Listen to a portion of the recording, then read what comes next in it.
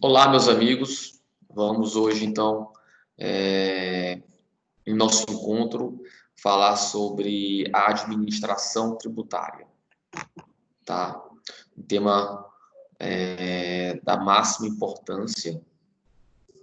A administração tributária, ela corresponde a uma temática muito exigida, nos dias de hoje, justamente porque trata dessa relação entre fisco e contribuinte, não é?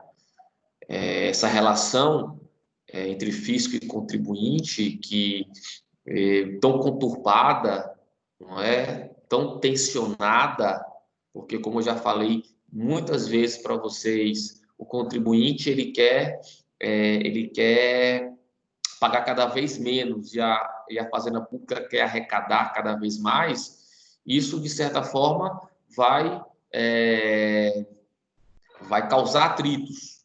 E um dos pontos de mais atrito nessa relação diz respeito justamente a como essa administração tributária ela vai se comportar. Ela vai se comportar na cobrança, na fiscalização do crédito tributário. É muito importante, num Estado democrático de direito como o nosso, é muito importante que nós saibamos até que ponto a administração tributária ela pode exigir do contribuinte obrigações, ou até que ponto a administração tributária está autorizada pela Constituição ou pela lei a devassar a vida do contribuinte. Devassar, identificando movimentações bancárias, identificando propriedades, patrimônio. Tá? Eu costumo dizer a vocês, meus amigos, que um dos primeiros indícios de ameaça à democracia e de consolidação de um Estado totalitário, o primeiro indício está nessa relação fisco-contribuinte. Porque aí, meus amigos, a administração tributária ela pode estar sendo usada para perseguir opositores, adversários políticos de um determinado regime. São vários os exemplos históricos relacionados a isso, o que torna, obviamente, mais importante ainda o estudo acerca das regras da administração tributária. E é exatamente isso que nós vamos estudar na aula de hoje. E nesse primeiro momento, eu quero abordar o tema a partir do que prevê o Código Tributário Nacional. O Código Tributário, nesse aspecto, ele vai ser essencial para a correta compreensão do tema. Tudo bem? Eu vou, então, compartilhar com vocês a minha tela,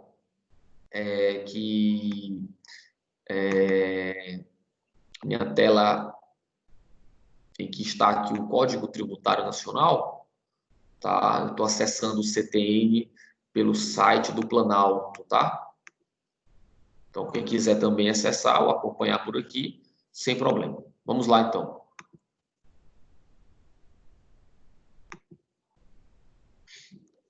Pronto, então eu estou agora compartilhando com vocês a tela, tá? Como eu já falei, estou acessando o site do Planalto, tá? E acessando, então, o texto do Código Tributário Nacional, tá?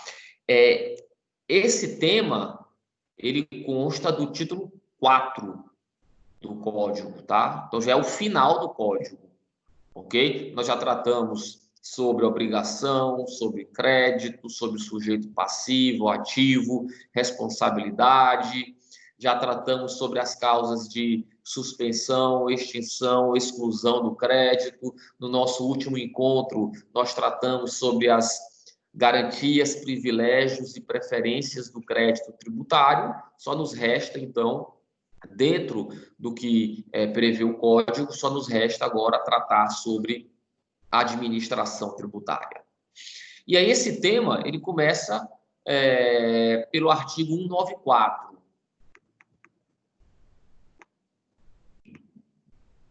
Esse tema, ele começa pelo artigo 194, que prevê o seguinte, olha só. A legislação tributária, observado o disposto nesta lei, regulará em caráter geral ou especificamente em função da natureza do tributo de que se tratar, a competência e os poderes das autoridades administrativas em matéria de fiscalização da sua aplicação. Parágrafo único. A legislação a que se refere esse artigo aplica-se às pessoas naturais ou jurídicas, contribuintes ou não, inclusive as que gozem de imunidade tributária ou de isenção de caráter pessoal. Meus amigos, vejam então que, como eu já falei, esse tema ele vai abordar as obrigações, os direitos, os deveres, os ônus que são impostos à administração tributária em suas ações de cobrança do tributo e ações sobre fiscalização. Então, o procedimento que deve ser adotado para a cobrança do tributo e mesmo os procedimentos que devem ser adotados, respeitados para que seja permitida a fiscalização dos tributos, eles vão estar definidos nesse título 4. Nesse primeiro momento, nós estamos tratando sobre fiscalização, tá? E vejam que o código ele é muito claro quando ele diz que todos estão sujeitos à fiscalização, todos, e não apenas os contribuintes, ainda que eles sejam desobrigados do pagamento do tributo, ainda que eles sejam imunes, não importa, todos estão sujeitos à fiscalização, porque muitas vezes a fiscalização ela vai exigir o quê? Compartilhamento de dados, de informações, para que a administração tributária possa concluir pela existência ou não de uma obrigação. Então, por exemplo, é muito comum que a administração tributária queira ouvir uma imobiliária, queira ouvir um tabelião, queira ouvir um inventariante para saber se houve ou não fato gerador consumado por outras pessoas, consumado por um proprietário de um imóvel, por um adquirente de um imóvel, por um alienante de um imóvel. Então, todos ficam sujeitos a esse poder de fiscalização. E como nós iremos ver mais adiante, estarão também obrigados a contribuir, a colaborar, a cooperar com essa fiscalização. Tá certo? Muito bem. Já o artigo 195 prevê o seguinte, olha só. Artigo 195, tá? Para os efeitos da legislação tributária, não tem aplicação quaisquer disposições legais excludentes ou limitativas do direito de examinar mercadorias, livros, arquivos, documentos, papéis e efeitos comerciais ou fiscais dos comerciantes, industriais ou produtores, ou da obrigação destes de exibi-los. Vejam que a prerrogativa da administração de fiscalizar, ela é total, ela abrange todos os elementos dos quais se possa extrair informações acerca dos fatos geradores. Então, por exemplo, se um fiscal do estado do Piauí quer ter acesso ao estoque de uma empresa para analisar a entrada e saída, a empresa, contribuinte ou não, ela tem que assegurar esse direito, porque essa é uma informação fiscal relevante. Tá certo? Então, o artigo 195, nesse aspecto, ele também diz que a fiscalização ela se dá de maneira ampla, podendo atingir todos os livros, notas fiscais, documentos, arquivos que estejam relacionados às atividades daquele sujeito passivo. Tá bom? Então, o artigo 194 trata da amplitude normativa da fiscalização. O artigo 195 trata da amplitude material que pode ser fiscalizado e o dever de exibi-los. Tá bom? Muita atenção para o parágrafo único do artigo 195. É um dos dispositivos mais relevantes. Diz o seguinte, o parágrafo único: os livros obrigatórios de escrituração comercial e fiscal e os comprovantes dos lançamentos neles efetuados serão conservados até que ocorra a prescrição dos créditos tributários decorrentes das operações a que se refiram, tá? Meus amigos, esse parágrafo único do artigo 195, ele prevê que o contribuinte ele tem o dever de manter esses documentos pelo prazo prescricional. Ora, se a fiscalização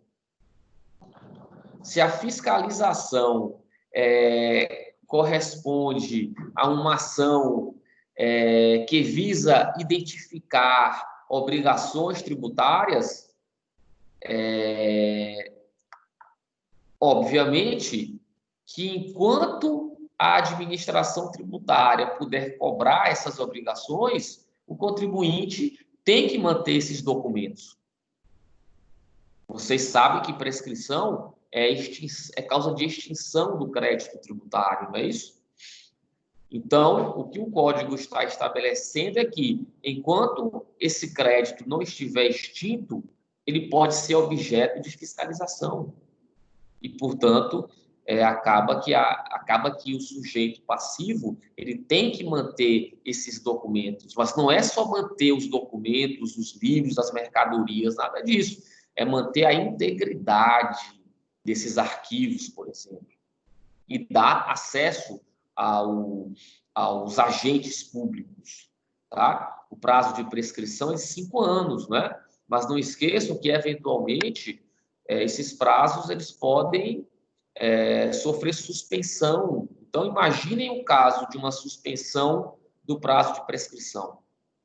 Imaginem uma causa de suspensão lá pelo artigo 151 do Código. A Fazenda Pública pode cobrar? Não. O contribuinte está obrigado a pagar? Não. A prescrição está suspensa. Então, o que eu quero mostrar a vocês eventualmente, pode acontecer do contribuinte se ver obrigado a manter esses documentos, esses arquivos, até por mais de 5 anos. Porque pode ser que a prescrição de 5 anos possa ser suspensa por um determinado período de tempo. Isso vai fazer com que ela acabe perdurando mais do que 5 anos. Consequentemente, o contribuinte terá também que manter esses documentos por mais tempo. Tudo bem? Alguma dúvida quanto a isso? Eu posso continuar? Tranquilo, professor. Muito bem, Coutinho. Vamos lá. Então, vamos passar para o artigo 196, que fala do princípio documental.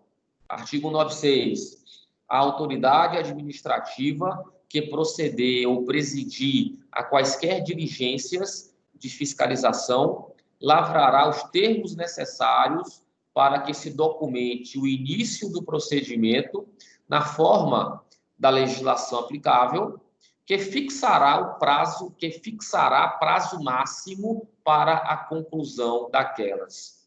Parágrafo único. Os termos a que se refere esse artigo serão lavrados, sempre que é possível, em um dos livros fiscais exibidos. Quando lavrados em separado, deles se entregará à pessoa sujeita à fiscalização cópia autenticada pela autoridade a que se refere esse artigo, tá? Meus amigos, vejam só. Aqui, como eu já falei, como eu já antecipei, nós estamos diante do chamado princípio documental. É muito importante que as ações de fiscalização elas sejam documentadas, principalmente para impedir abusos, principalmente para proteger o contribuinte, para que o contribuinte eventualmente possa questionar a legalidade das medidas adotadas pelos agentes públicos, tá? Nesse caso, o código ele prevê que a autoridade administrativa, dentre outras medidas que devem ser documentadas, a autoridade deve documentar o início do procedimento de fiscalização. É muito importante pontuar o início daquele procedimento de fiscalização e, sobretudo, fixar quanto tempo irá durar a fiscalização, qual é o prazo máximo da fiscalização.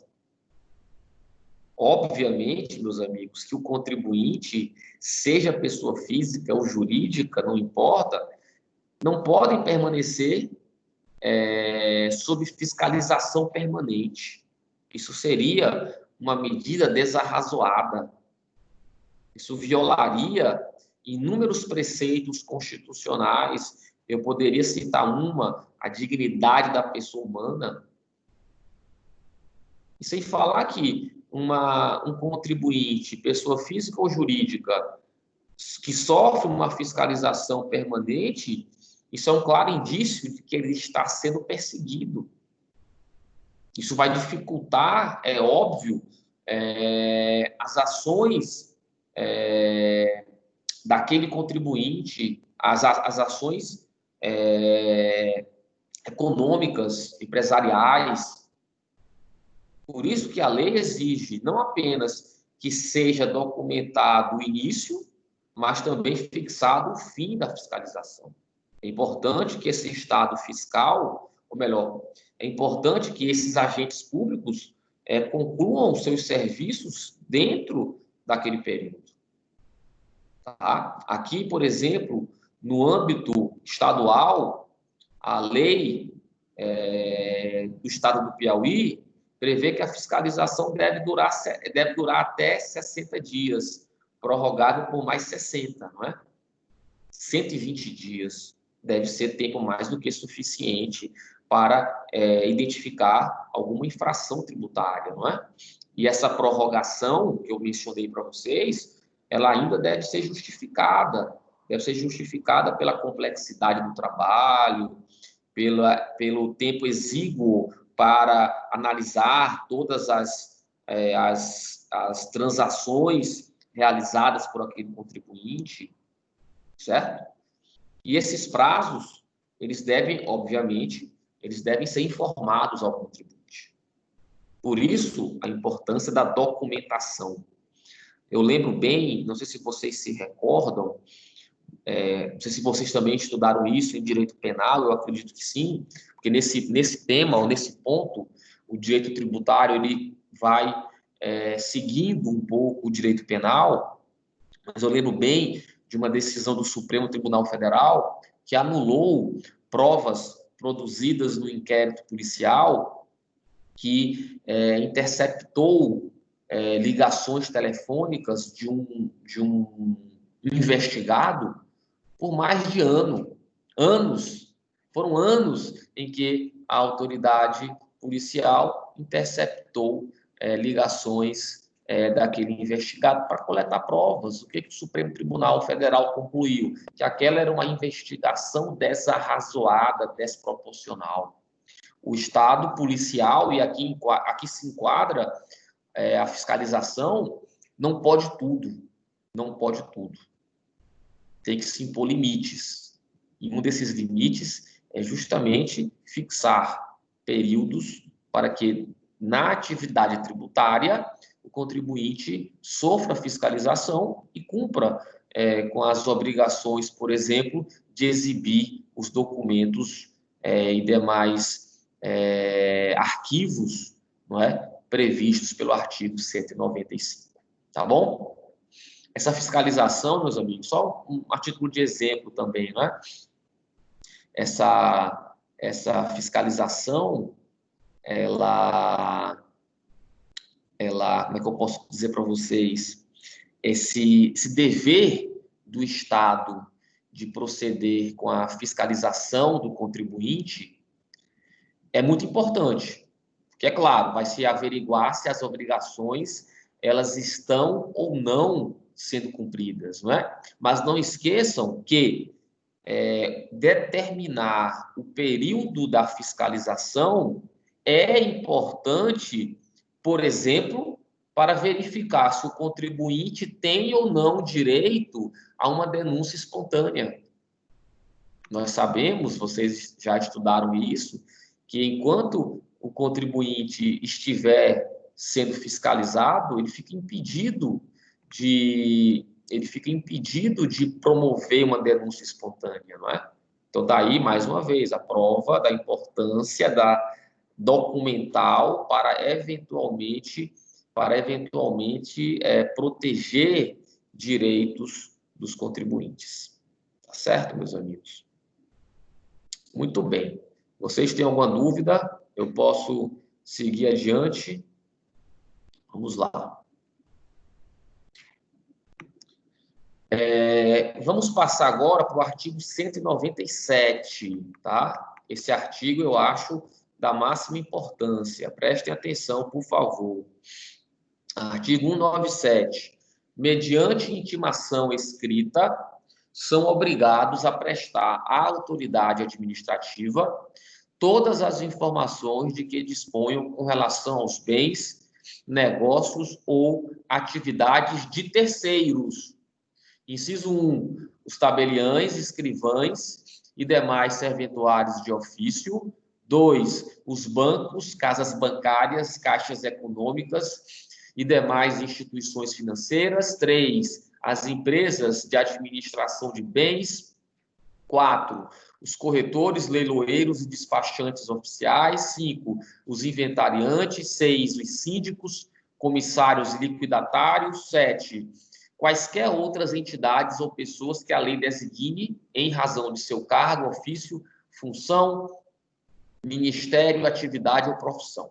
Parágrafo único. A obrigação prevista nesse artigo não abrange a prestação de informações quanto a fatos sobre os quais o informante esteja legalmente obrigado a observar segredo em razão de cargo, ofício, função, ministério, atividade ou profissão.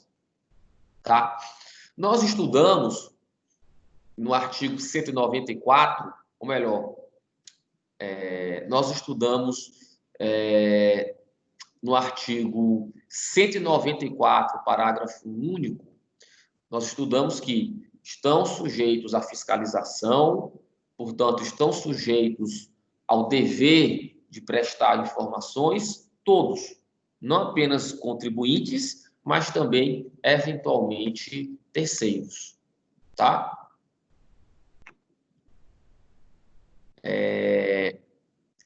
E agora, nesse artigo 197, o código mostra para vocês quem são esses terceiros que estão obrigados a prestar informações para o fisco, informações que estejam relacionados a contribuintes, a fatos geradores, tá? O melhor exemplo, acho que o exemplo mais atual, o exemplo mais discutido pela doutrina e pela jurisprudência, diz respeito ao inciso 2, que fala das instituições financeiras, meus amigos. Tá? No mundo como o nosso, em que as pessoas têm muita facilidade para realizar transações bancárias, transações com cartão de crédito, o acesso da Receita federal, estadual, municipal, às movimentações bancárias dos contribuintes, esse acesso pode revelar muita coisa. Sobretudo, revelar, como é que eu posso dizer para vocês? Revelar rendimentos que foram sonegados, revelar lucros que não foram informados, revelar aquisições ou pagamentos que também foram omitidos. E tudo isso, obviamente, denota o cometimento de infrações tributárias. Então, vejam só, queria deixar isso muito claro para vocês. O que o artigo 197 está dizendo, determinando, é que essas pessoas que estão elencadas, tá? Elas são obrigadas a prestar informações para os órgãos da administração tributária. Alguém pode me perguntar, mesmo os bancos? Mesmo os bancos. Mesmo os bancos.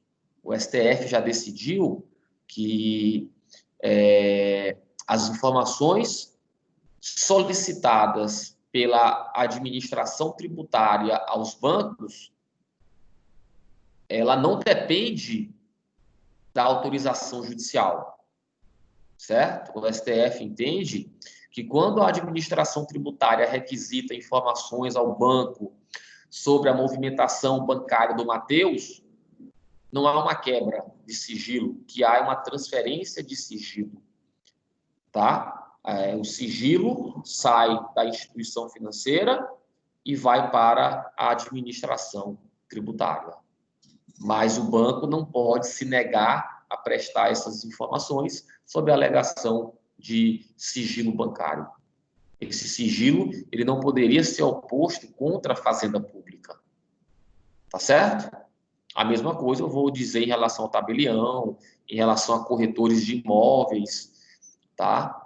A leiloeiros, para saber, por exemplo, quanto que o Pedro arrematou um determinado bem, tá? Essas informações devem ser compartilhadas, tá? O parágrafo único, ele apenas destaca que existem determinados profissionais que, pela atividade exercida, não podem compartilhar essas informações, porque esses profissionais, eles têm o dever de sigilo. Então, imaginem um advogado de uma empresa. Esse advogado, ele presta serviços advocatícios para a empresa, defende a empresa em autos de infração, propõe ações de anulação de crédito tributário. Então, é óbvio que esse advogado ou esse contador, por exemplo, eles não podem ser obrigados a compartilhar com os órgãos da administração tributária de informações que foram coletadas por conta do exercício de sua atividade profissional. Tá? Isso claramente violaria o dever de sigilo que esses profissionais têm para com seus clientes. Tá certo? Vamos agora para o artigo 198 do Código, que diz o seguinte, olha só.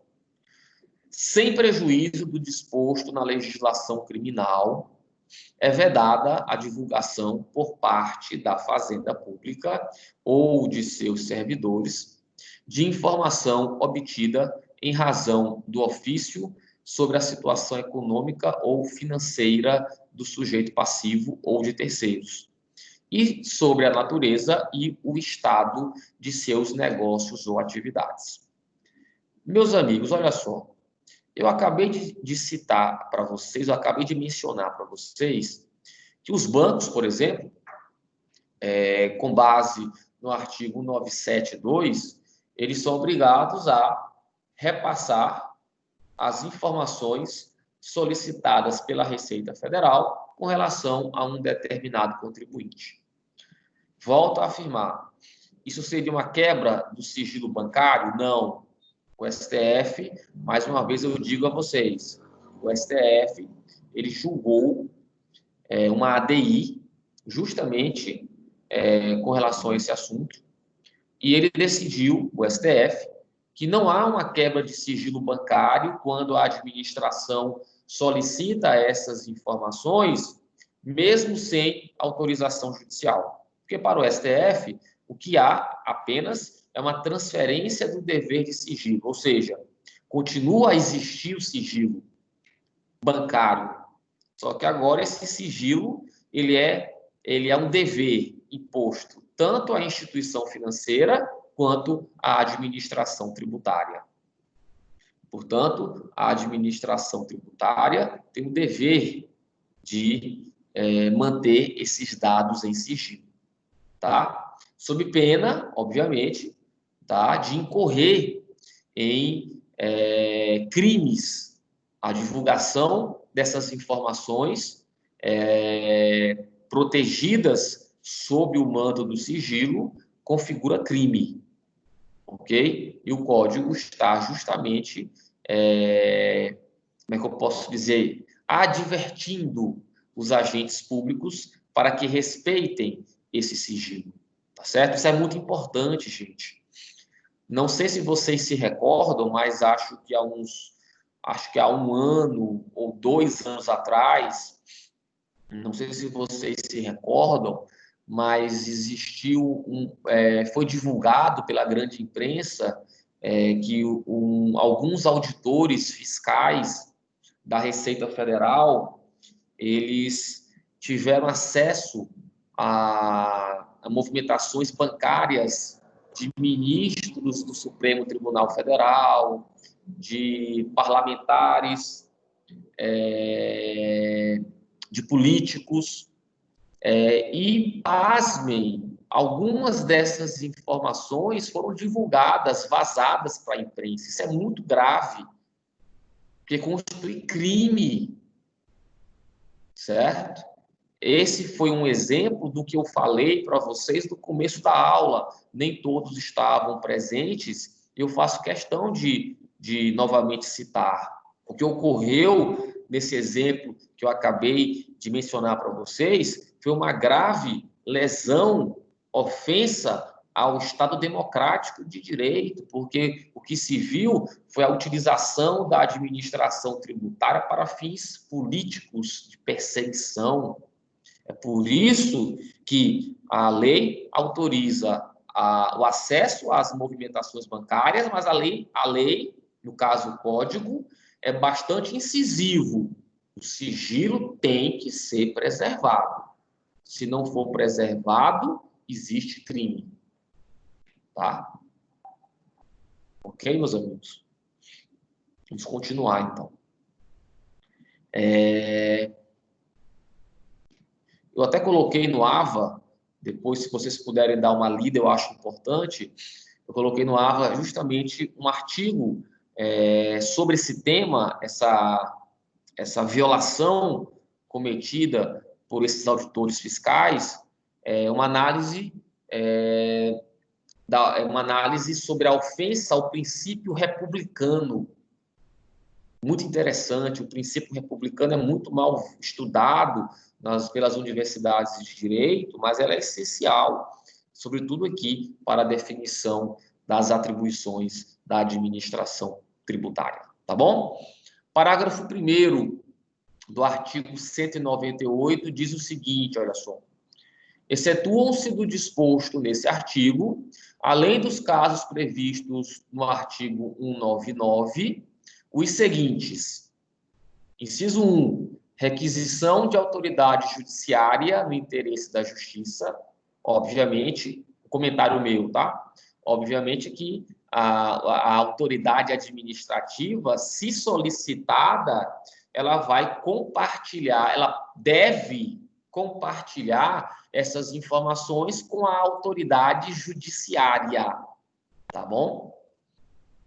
Inciso 2, solicitações de autoridade administrativa no interesse da administração pública, desde que seja comprovada a instauração regular de processo administrativo no órgão ou na entidade respectiva, com o objetivo de investigar o sujeito passivo a que se refere a informação por prática de infração administrativa. Aqui eu queria tecer ainda um outro comentário, tá? Aqui eu queria ainda tecer um outro comentário, que é o seguinte, olha só.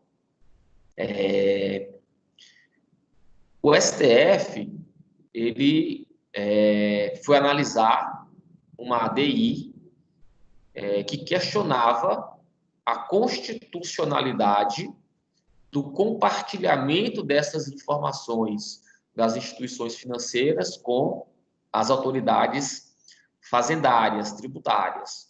O que o STF entendeu? Que pode.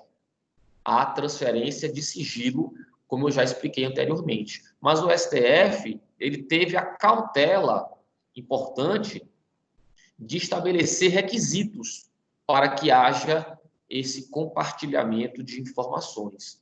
O primeiro requisito, e talvez o mais importante, é justamente esse. Vejam só, a fiscalização, ela não pode se basear no acesso às informações bancárias do contribuinte. Não é razoável que a administração tributária passe a fiscalizar os contribuintes, devassando a vida desses contribuintes, porque aí sim haveria violação grave à dignidade da pessoa humana, ao direito à honra, ao direito à intimidade. Mas o STF disse que, se existirem indícios de infrações tributárias, por exemplo, se existirem indícios de que aquele contribuinte omitiu determinado rendimento na sua declaração do imposto de renda, a administração tributária federal poderia instaurar um processo administrativo e, dentro desse procedimento administrativo, justificadamente solicitar das instituições financeiras as informações daquele contribuinte. Então, vejam, a atividade de fiscalização não pode se basear única e exclusivamente nas informações obtidas junto a bancos ou administradoras de cartões de crédito. Pelo contrário, o acesso a essas informações deve ocorrer num segundo momento, justamente para demonstrar ou não os indícios verificados anteriormente. Tá certo? Vamos lá, parágrafo 2º, também do artigo 198.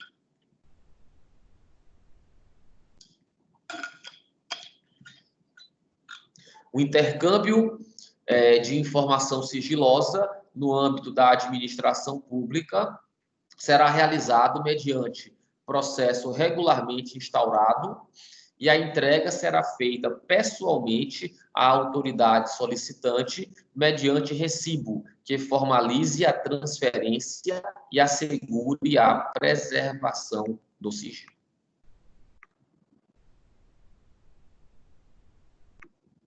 Tá?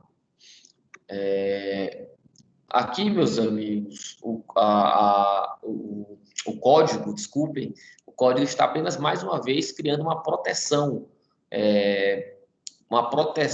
para que o sigilo seja preservado. Então, é muito importante que sejam criados mecanismos pela própria administração tributária capazes de preservar o sigilo das informações daquele contribuinte. Tá certo? Num país como o nosso, então, que tudo vaza e ninguém é punido, então isso é mais importante ainda, tá? Eu queria até compartilhar com vocês um pensamento meu, certo? Eu acho simplesmente um absurdo, por exemplo, que veículos de comunicação publiquem informações relacionadas a processos ou a dados que sejam sigilosos, que estão albergados pelo sigilo. Então, a pessoa divulga uma informação que ela sabe ser sigilosa. Então, ela sabe que está publicando informações que foram obtidas pela prática de crime. Então, isso é muito grave, não é? Acho que a liberdade de imprensa ela não pode ser total também. Ela é importante para a democracia, mas também é importante que ela seja exercida dentro dos limites legais, tá certo? Mas é só um comentário dentro do parágrafo, dentro da ótica do parágrafo 2º. Tá? Essas informações elas não podem ser compartilhadas de forma desarrazoada, tá bom? Parágrafo 3º. Não é vedada a divulgação de informações relativas a, inciso 1, representações fiscais para fins penais. O que são essas representações? É quando a administração tributária constitui um crédito, ela fiscaliza o contribuinte, verifica que o contribuinte cometeu infrações tributárias. E aí, se a administração tributária perceber que naquelas infrações existem indícios de crimes, o que ela deve fazer? Ela deve remeter as informações para o Ministério Público. Essa remessa, ela se dá por essa representação fiscal para fins penais. Então, nesse caso, é óbvio que as informações vão ter que ser divulgadas. Tá bom? 2, inscrições na dívida ativa da Fazenda Pública. Nesse caso aqui, como nós estamos diante da cobrança do tributo, também não tem por que as informações continuarem sigilosas, tá bom? E 3, parcelamento ou moratória. Então, tanto no parcelamento quanto na moratória, também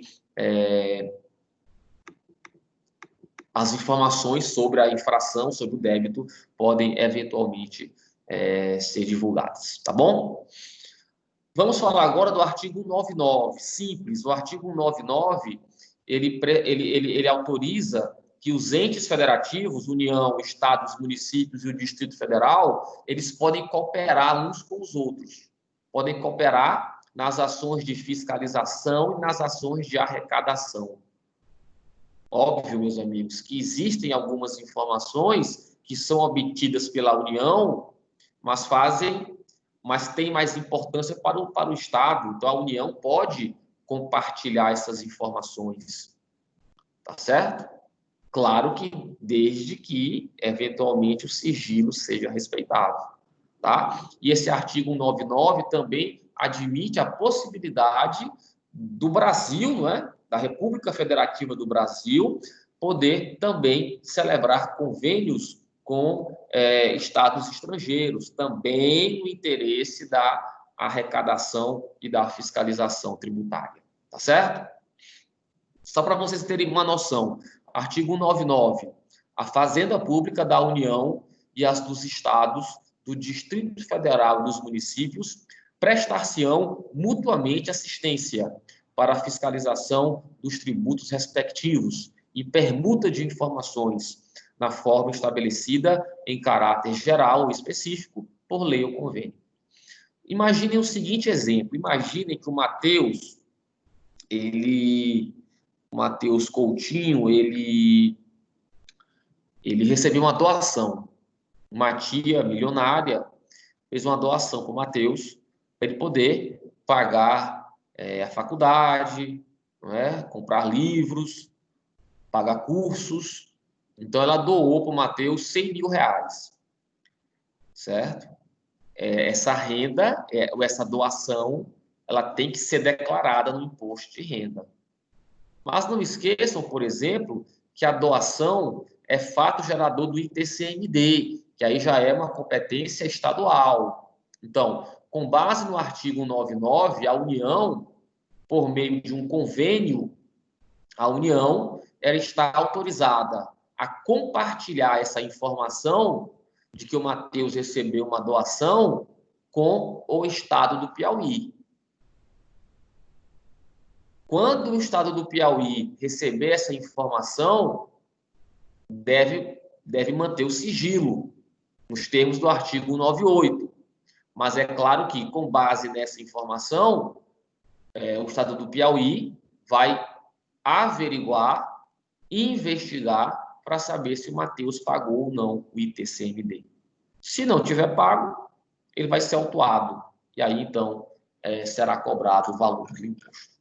Tá certo? Então, veja a importância desses convênios, tá? Aquela ideia de cruzamento de dados também ela é muito importante, porque a partir do momento em que você recebe mais informações, não é? E elas são compartilhadas entre todos os entes federativos, fica mais fácil você fazer esse cruzamento de dados.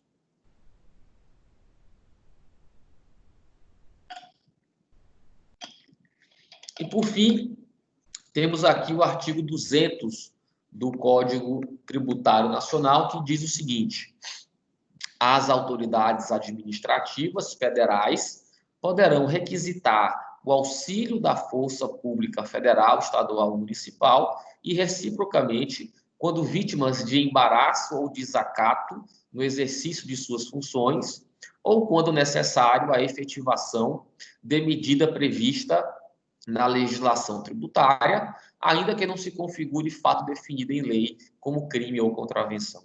Tá? Ora, meus amigos, se o sujeito passivo ele é obrigado a compartilhar, a mostrar todas as mercadorias, todos os documentos fiscais, notas fiscais, arquivos, eventualmente, se o contribuinte ou o sujeito passivo se negar a permitir que os auditores fiscais tenham acesso a esse material, o auditor fiscal ele não vai ficar esperando a boa vontade do contribuinte. Ele pode solicitar o quê? Ele pode requisitar auxílio policial. Tá certo?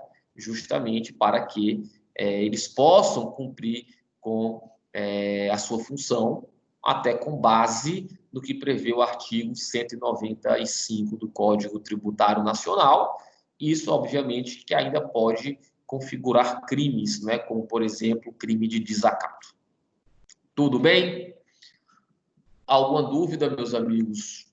Alguma dúvida sobre a fiscalização por parte da administração tributária? Podemos continuar? Hein? Tudo tranquilo? Hoje aqui nós temos a Amanda, Sibério, temos o Coutinho.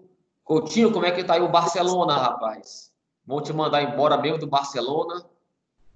Temos o Flávio, Professor, o Pedro e o Rodolfo. Ninguém quer perguntar, podemos passar adiante. Tudo tranquilo, né? Professor, pode não continuar aí, que a agonia tá grande. A agonia tá grande? Tá, a agonia tá grande. Pode ir. Rapaz, não diga um negócio desse, rapaz. Vamos lá, então. Vamos falar agora sobre dívida ativa, tá? E depois sobre as certidões, tá bom? Rapidamente. Isso aqui já é um tema bem mais simples. Antes da gente passar a estudar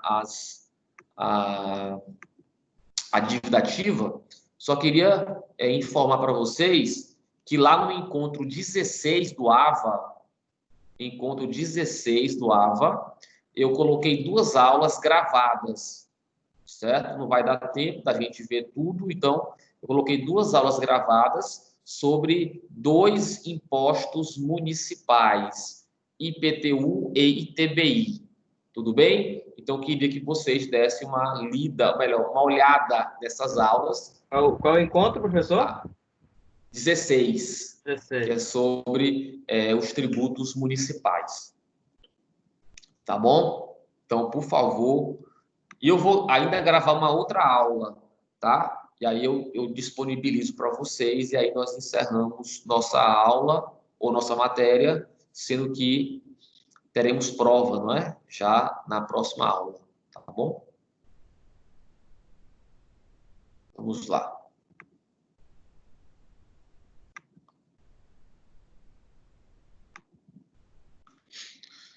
Muito bem. Apareceu aí para vocês o slide? Sim. Sim. Ótimo. Sim. Então, essa parte inicial aqui é fiscalização, nós já tratamos. Vamos começar a partir daqui da dívida ativa, tá? E aí, eu queria contextualizar um pouco o tema com vocês. Vocês já devem, vocês já têm condições de entender o que é a dívida ativa, mas eu vou contextualizar para facilitar um pouco, tá?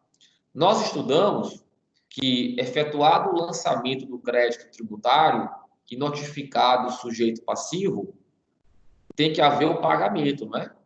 O contribuinte, ele tem que efetuar o pagamento do crédito dentro do prazo legal. Certo? Se o contribuinte paga, ótimo. O tributo está quitado, o crédito está extinto. Mas, o que acontece? Muitas vezes o contribuinte não paga, não impugna. Então, o crédito está o quê? Definitivamente constituído e ele está inadimplido. O contribuinte não efetuou o pagamento espontâneo, certo? E, diante disso, o que é que deve fazer a administração tributária? Ficar esperando a boa vontade do sujeito passivo? Óbvio que não. Nesse caso, meus amigos, a administração tributária, ela tem o dever de utilizar todas as medidas viáveis para efetuar a cobrança do crédito tributário. A principal medida, qual é? É a execução fiscal. A principal medida é a execução fiscal. Certo? Mas, para fazer ou para ajuizar a execução fiscal, é preciso que aquele crédito tributário inadimplido, que ele seja incluído em dívida ativa, certo? É preciso que o débito ele seja inscrito em dívida ativa, tá bom? Nesse sentido, o artigo 201 prevê que constitui dívida ativa tributária a proveniente de crédito dessa natureza, regularmente inscrita na repartição administrativa competente, depois de esgotado o prazo fixado para pagamento pela lei ou por decisão final proferida em processo regular. Então, meus amigos, passou o prazo para pagamento, tributo está exigível, ele vai ser inscrito em dívida ativa.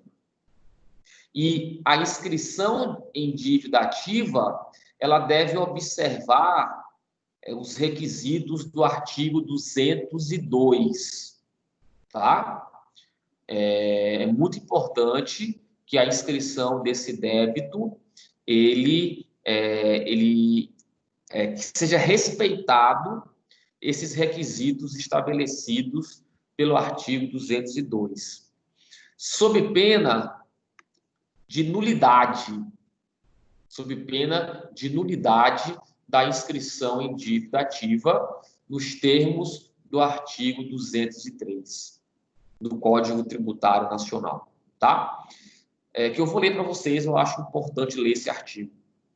A omissão de quaisquer dos requisitos previstos no artigo anterior ou o erro a eles relativo são causas de nulidade da inscrição e do processo de cobrança dela decorrente. Mas a nulidade não poderá ser sanada, poderá ser sanada, tá? Mas a nulidade poderá ser sanada até a decisão de primeira instância, mediante substituição da certidão nula, devolvido ao sujeito passivo, acusado ou interessado, o prazo para a defesa, que somente poderá versar sobre a parte modificada.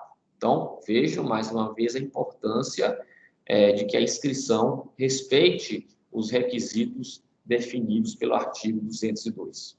E não esqueçam, Se houver nulidade, ainda assim, ela pode ser sanada num eventual processo de execução fiscal até que seja prolatada a sentença que julga os embargos. Tá bom? Vamos lá.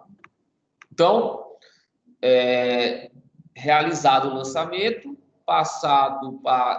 expirado o prazo para pagamento, exigível crédito, inscrição em dívida ativa. Mas vejam que, com base no artigo 202, parágrafo único, dessa inscrição em dívida ativa vai ser extraída uma certidão de dívida ativa. Vou repetir. Da inscrição em dívida ativa vai ser extraída uma certidão de dívida ativa.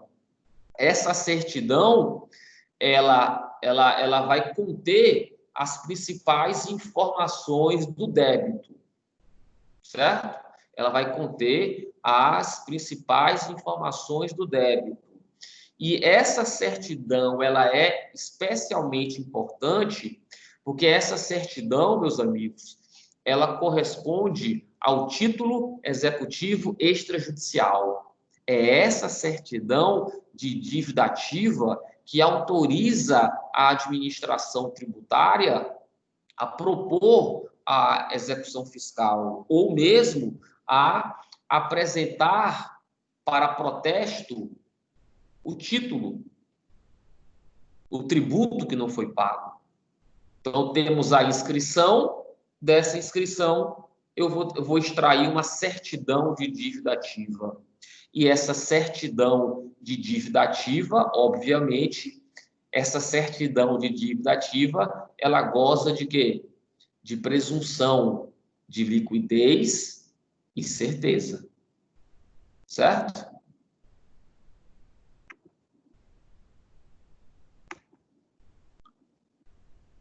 Essa presunção, ela está descrita no artigo 204, olha só. A dívida regularmente inscrita goza de presunção de certeza e liquidez e tem o efeito de prova pré-constituída. Parágrafo único, a presunção a que se refere esse artigo é relativa e pode ser elidida, na verdade, tá? O código está errado. E pode ser elidida por prova inequívoca a cargo do sujeito passivo ou do terceiro a que aproveite. Então, de quem é o ônus de provar na execução fiscal de que o débito não existe? O ônus da prova é do contribuinte. Justamente porque a CDA, que é o título executivo, tem presunção de certeza e liquidez. Além da exigibilidade, é claro. Certo?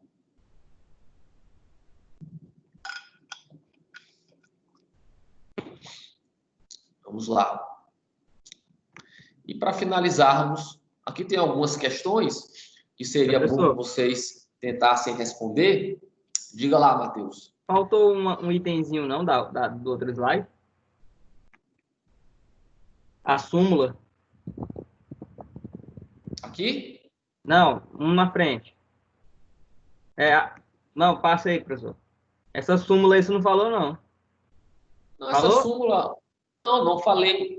Eu não cheguei a falar sobre ela, mas ela apenas retrata o entendimento que eu expus para vocês, de que a Fazenda Pública ela pode substituir a CDA, que contiver algum vício, né? Ela pode substituir a CDA até que seja prolatada a decisão de primeira instância. Vou reformular um pouco o que eu disse, tá? Nós vimos que existe a inscrição, com base nela é extraída a certidão, certo? Nós vimos que a inscrição ela deve obedecer os requisitos do artigo 202.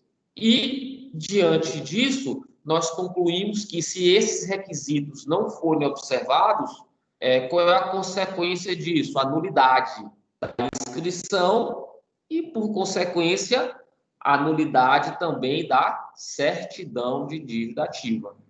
Então, para deixar claro, vejam só, se a CDA ela é a causa, o título executivo de uma execução fiscal e nos embargos à execução, por exemplo, o contribuinte precisa provar que aquela inscrição de dívida ativa está errada, nós poderíamos pensar que se a inscrição está errada, a CDA está errada e, por consequência, a execução deve ser anulada, não é isso?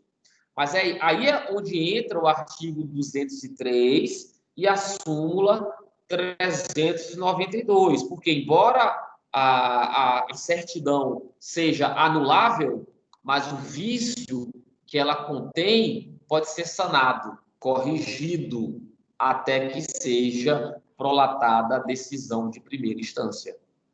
Tá certo? No julgamento dos embargos à execução fiscal. Deu para entender, Matheus? Tranquilo, professor.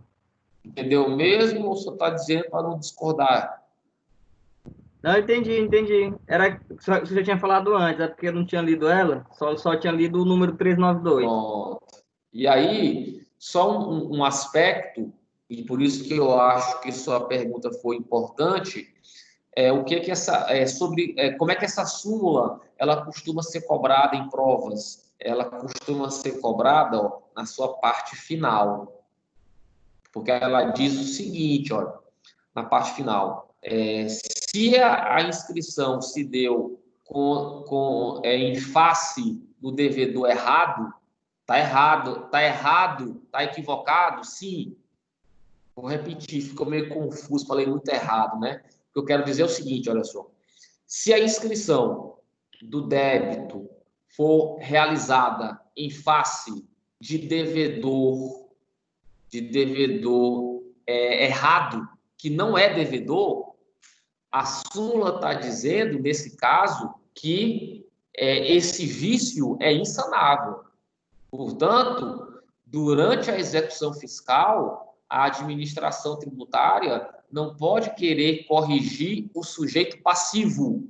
Pode até corrigir os demais elementos, mas não pode corrigir a parte da CDA que indica o sujeito passivo. Por que não? Porque esse vício, ele não afeta só o título executivo.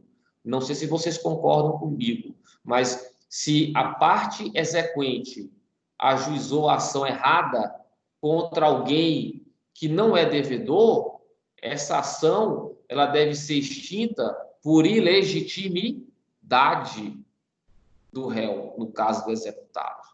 Então, isso, nesse caso específico, essa ilegitimidade ela não poderá ser corrigida tão somente pela mudança da certidão de dívida ativa. Ok? Todos entenderam isso? Eu coloquei aqui para vocês umas questões, mas aí vocês treinam em casa com mais calma, tá bom? E aqui, nosso último assunto da aula de hoje, certidões. Nós temos no Brasil dois tipos de certidões tributárias, a negativa e a positiva. A negativa aponta a inexistência do débito. Então, toda vez que o contribuinte quer comprovar que não tem débito com a União, com os estados ou com os municípios, deve solicitar uma certidão negativa. É uma certidão de regularidade fiscal, né? Para alguém, por exemplo, poder participar de licitações, tem que comprovar a inexistência de débitos tributários. Como é que isso é provado? Por uma certidão negativa. Ok? Agora, se a certidão negativa prova que inexiste débito, a certidão positiva aponta a existência de débito. Então, se o contribuinte pede uma certidão, mas ela sai com débitos, nós estamos diante de uma certidão positiva, não é? E essa certidão positiva, obviamente, que ela vai trazer complicações para o contribuinte, porque ele está em situação de irregularidade fiscal. Mas, conforme o artigo 206, atenção, mas conforme prevê o artigo 206, nós podemos ter certidão positiva, porque irão aparecer débitos, certidão positiva com efeitos de negativa.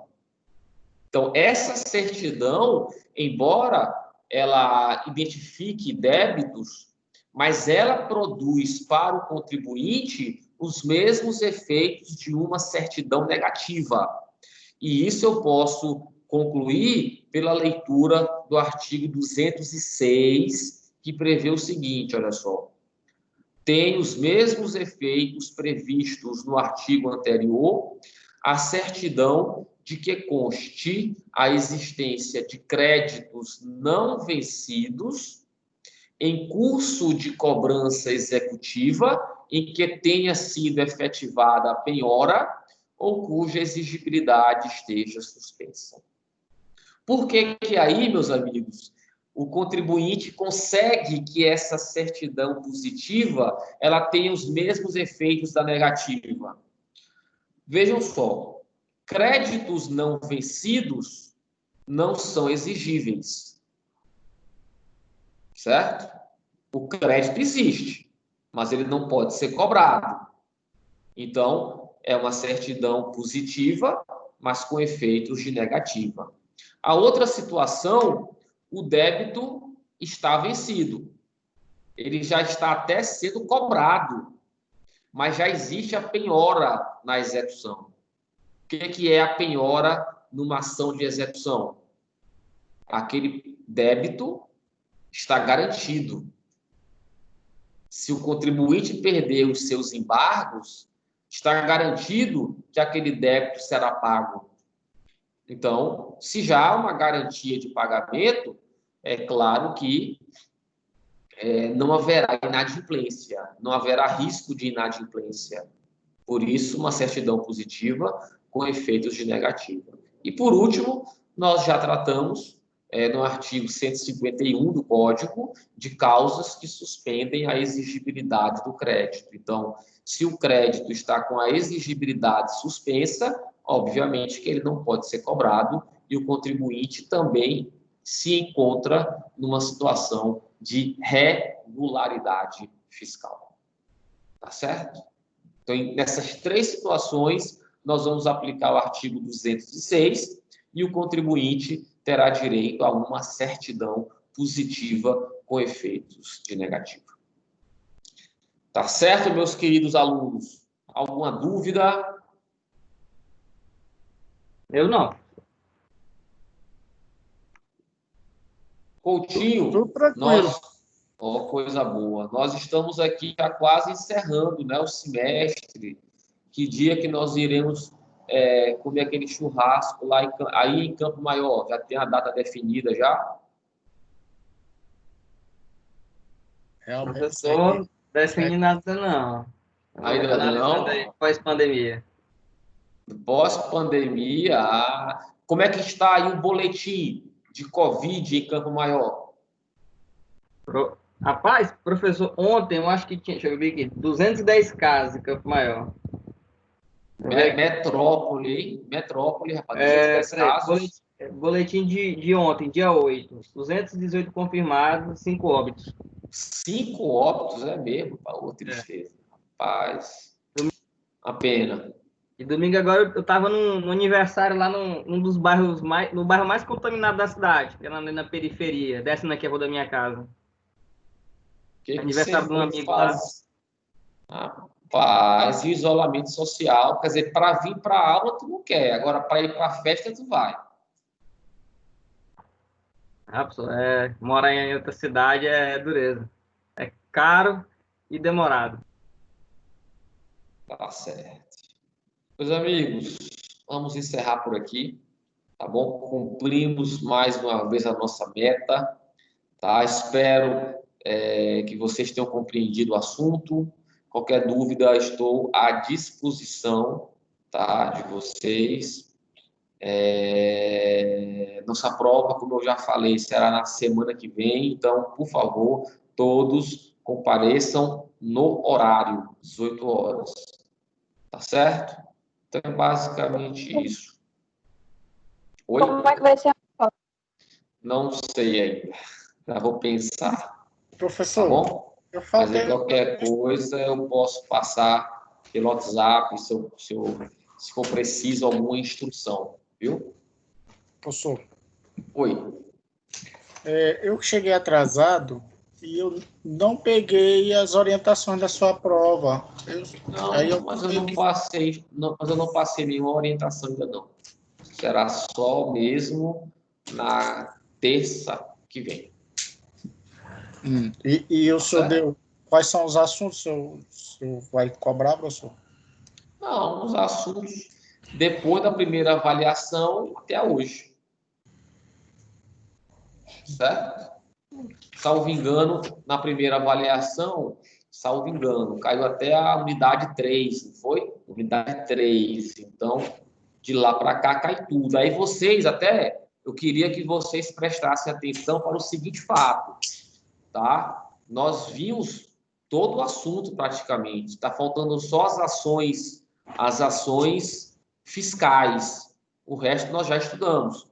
Porque nós não seguimos necessariamente aquela ordem que está no AFA, tá? Mas as aulas eu estou distribuindo de acordo com aqueles encontros, tá bom? Então, vocês vão se guiar por aquilo. Qualquer coisa, se tiverem alguma dúvida, se certo assunto cai ou não, também falem comigo, não tem problema. Vê se eu entendi, professor. Então eu posso pegar a ordem do AVA e estudar. Pode ser? Pode ser, você que sabe, pode ser. Como é que o senhor orientaria? Não, pode ser. Não sei, aí cada um tem seu método. O assunto é como eu estou te dizendo, o assunto é esse. Exclui o que cai na primeira bimestral, né? De lá para cá cai tudo, tá bom? Pouca coisa, vocês tiram de letra, certo? Tá bom. E se tiverem alguma dúvida, falem comigo, sem problema. Tá beleza. Obrigado, professor.